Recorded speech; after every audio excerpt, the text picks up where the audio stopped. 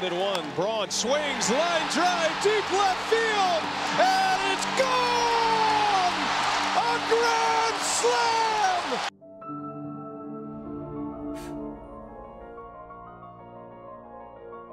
Major League Baseball has suspended Ryan Braun without pay for the remainder of the season for violations of the Basic Agreement and its Joint Drug Prevention and Treatment Program.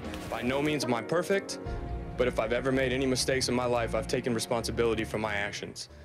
Wow, that was rough. I still can't believe the contract they gave that guy. Really threw a big chunk of their payroll at their left fielder for a decade, only for him to be quite disappointing after his MVP season.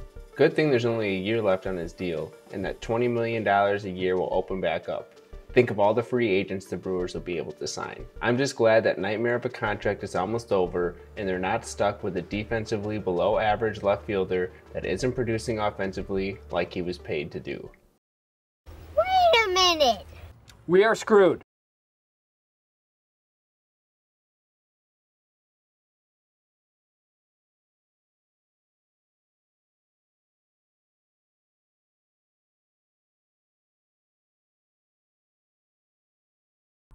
Welcome back to another Brew City Baseball production. If you're new here, thanks for stopping by. Take a second to subscribe, and I appreciate it. If you've been here before and you're already subscribed, thanks, you're the best. I appreciate it.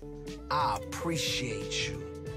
With the end of the Ryan Braun era near on the horizon, Milwaukee is finally freeing themselves of a 5-year, $105 million extension, which was anything short of what the team expected heading into the deal. I made a mistake, a huge mistake, a mistake that has obviously been extremely difficult to deal with. As it was nearly time for Bronny to pass the torch, Time to pass the torch! the perfect player to usurp him as face of the franchise landed in Milwaukee to start the 2018 season, and that man is Christian Yelich. Nobody could have predicted the impact that he was going to have only a few months into his tenure with the crew. For the next 2 years, Yelich was nothing short of magical. Magic, magic, magic.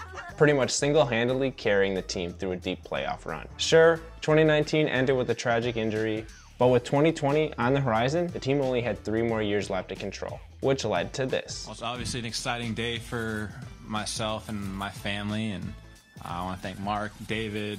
You know, I realized that I had 3 years before free agency, but above all else, I really meant it when I said that I wanted to finish my career as a Milwaukee Brewer. On March 6, 2020, the Brewers announced that they had signed Yelich to a 9-year, $215 million contract extension. He's talking about how Christian Yelich took no money, he took a hometown discount, even though he's not from Milwaukee. They got him dirt cheap, and I actually got to agree with them. This seems like a really, really cheap contract for Christian Yelich. I think he left a lot of money on the table. He left so much money on the table. Why did he? I mean, I guess he loves Milwaukee. Paxton's laughing at it.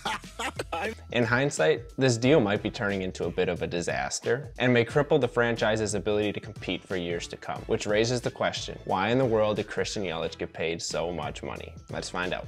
Since joining the Brewers in 2018, Yelich has been one of the most productive players on the crew, with a batting average of .283, an on-base percentage of .385, and a slugging percentage of .503. He also hit 115 home runs and stole 84 bases during that time. Unfortunately, most of his production was concentrated in the first 2 years that he spent with the team. In 2018, Yelich had a breakout season with the Brewers, and he caught the entire sports world by storm.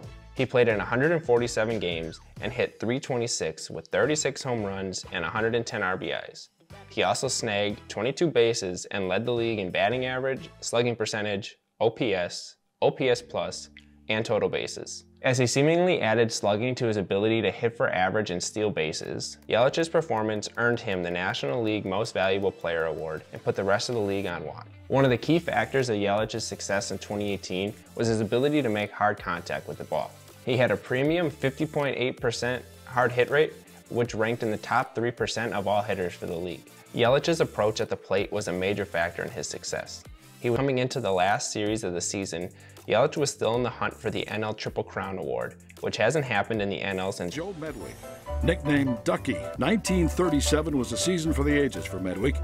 He had .374, hit 31 home runs, 154 RBIs. He won the Triple Crown, something no National League hitter has done since. Ultimately, Yelich fell short by merely 1 RBI and 2 home runs. Overall, Yelich's performance in 2018 was exceptional. as evidenced by his MVP award and a Baseball Savant page that looks like the FBI just found one of America's most wanted. Best hitman west of the Mississippi. Leading the team to an NL Central championship and nearly carrying them to the World Series. After only his first season in Milwaukee, fans were eager for him to stay Forever. Forever.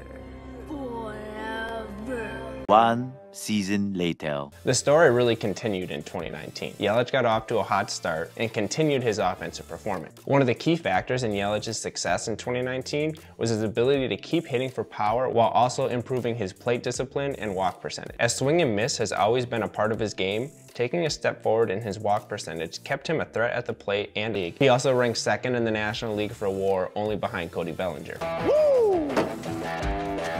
Overall, Yelich's offensive performance in 2019 was just as exceptional, and without the fluke injury, he's likely back-to-back MVP. And his overall offensive production was one of the best in the league. Despite his season-ending injury, Yelich's performance in 2019 solidified himself as one of the best players in baseball. One that Milwaukee felt they couldn't afford to lose. I can't afford to lose you right now. So we've talked about the numbers, but I think Yelich's value runs deeper than that to the Milwaukee Brewers. So let's look at some of the peripherals that might also affect why he got such a big contract. Not only is Yelich the face of the franchise for the Brewers, but he's also one of the most marketable players in the league. He's a leader in the clubhouse and a mentor to young players that are just coming up. So his value goes far beyond his on-field performance, such as through his leadership and his community involvement. Yelich is known for his work in the community, including his support of the Boys and Girls Club of Greater Milwaukee and his partnership with the Milwaukee Habitat for Humanity. He is also heavily involved in the team's charitable efforts. Not only this, but Yelich is also a leader in the clubhouse and a positive influence on his teammates. Yelich's work ethic and competitive drive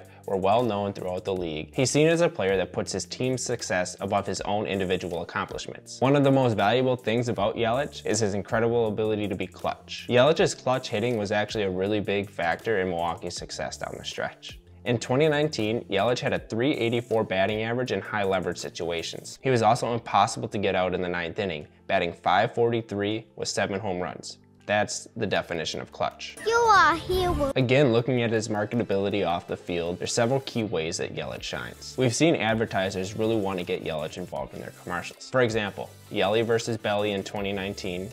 What are we playing to this time? How about a game of MVP? All right, let's do it. That's tough for me. Looks like I win MVP again. Let's run it back. Yeah! His interview with GQ. Take a deep breath and take it all in sometimes. These are my essentials. I hope you liked them. If you're ever in Milwaukee, come check out a Brewers game and I'll see you there. The infamous ESPN Body magazine. Keep my life as private as possible most of the time, so it was a little outside the box. It was something that I wouldn't be necessarily inclined to do right off the bat. He made an appearance at the NBA dunk contest. Let's go, Pat. Oh, okay. Helped a fan win a puppy. Snapped a picture of 6-year-old Lola holding up this sign.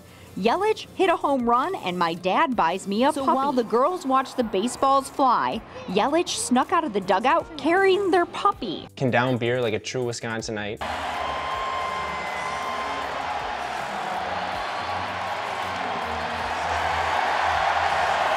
And looks like he could be Pete Davidson's brother. He was saying it too, that every night on Twitter there'll be 5, 6, 7 people that will be, hey, do you know you look like Pete Davidson? And he'd get, you know, you look like Christian Yelich. So kind of weird. Yeah, it was like if I was athletic like this, that's what it would be. All this combined makes for a player that advertisers, coaches, fans all want to promote and get behind. One more thing that might affect why Yelich was able to make so much money are the larger market effects that affect all pro athletes in the contracts that they're signing. The market for elite players has been impacted by a number of factors, included changes in revenue sharing, increases in media rights deals, and the rise of analytics. In recent years, top-tier players have been signing contracts worth hundreds of millions of dollars. For example, Bryce Harper signed a 13-year, $330 million contract with the Phillies in 2019, and Mike Trout signed a 12-year, $426 million contract with the Angels in 2019. In 2018 and 2019, Yelich was one of the best players in the National League since he joined the Brewers. He's a top 5 player in baseball,